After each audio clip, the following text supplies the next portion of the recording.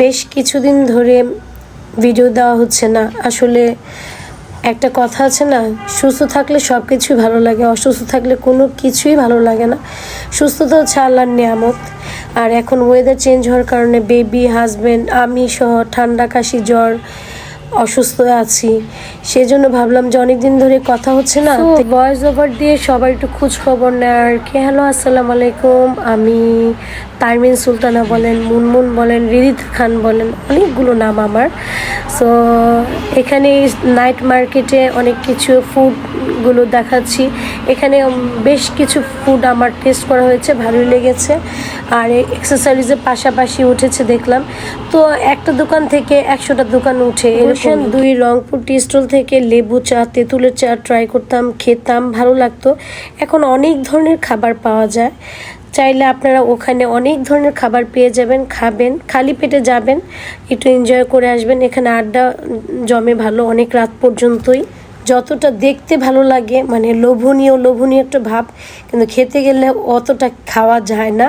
আমি এটা খেয়াল করি। যারা কেক লাভার আছেন, কেক পছন্দ করেন খেতে, অনেক ধরনের কেক পাওয়া যায়।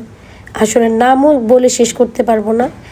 চাইলে খেতে পারেন, না চাও যদি না চান তাহলে পকেটের টাকাটা পকেটেই রেখে দিন।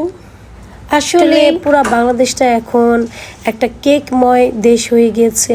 কেক এখন প্রধান খাবারের মতন মনে হচ্ছে। আপনি স্ট্রিট ফুডের মধ্যে মেনলি আপনি বেশিরভাগ স্টল পাবেন কেকের স্টল। আসলে আগারগাঁওর ভাইবটা সব এলাকাতে চলে আসছে। স্টলে খুবই সুন্দর সুন্দর কালারফুল জুসের বটল দেখতে পেলাম, একদম ব্যাংকক স্টাইলে সেল করছে। বাট ব্যাংককে যেই রটা দিচ্ছে আর এখানে হচ্ছে পানি মিশিয়ে দিচ্ছে। আমার কাছে তেমন একটা ভালো লাগেনি। পানসা মানে কেমন জানি পানি মিশালে জুসে কেমন লাগে, মানে একদম বিদেশে যেমন একদম ফলের জুসটাই আপনার সামনে মেক করে একদম জুস করে দিয়ে দিচ্ছে, কিন্তু এখানে ভাই একটু পানি টানি তো মিশায়। এর নাম তো বাংলাদেশ। দেখলে তো এই যে কি সুন্দর দোষটা চাপিয়ে দিলাম।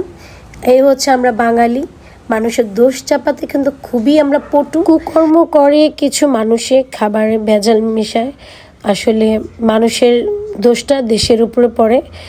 দোষ মানুষের, কিন্তু দেশের উপরে। দেশ তো আর হেঁটে হেঁটে তো আর খারাপ হয়ে যায় না। মাঝখান দিয়ে দেশের একটা বদনাম আর কি, আর কিছু না। আমি তো কথা বলতে বলতে অন্য লাইনে চলে গেছি। এই যে মজার মজার কেক কিন্তু তুলে নিয়ে কিন্তু খাচ্ছি, সাথে গরম গরম মোমো খেয়েছি। আমার ছেলে ভীষণ পছন্দ করে মোমো, আমার তেমন একটা পছন্দ না। সবশেষে মুখটা তালা দেওয়ার জন্য একটু লেবু চা নিয়ে নিলাম। লেবু চা খেয়ে বাসার জন্য বিফ খিচুড়ি নিয়ে জিপিআর থেকে বাসায় চলে গেলাম। সো আজকে এই পর্যন্ত। সবাই ভালো থাকবেন, আল্লাহ হাফেজ।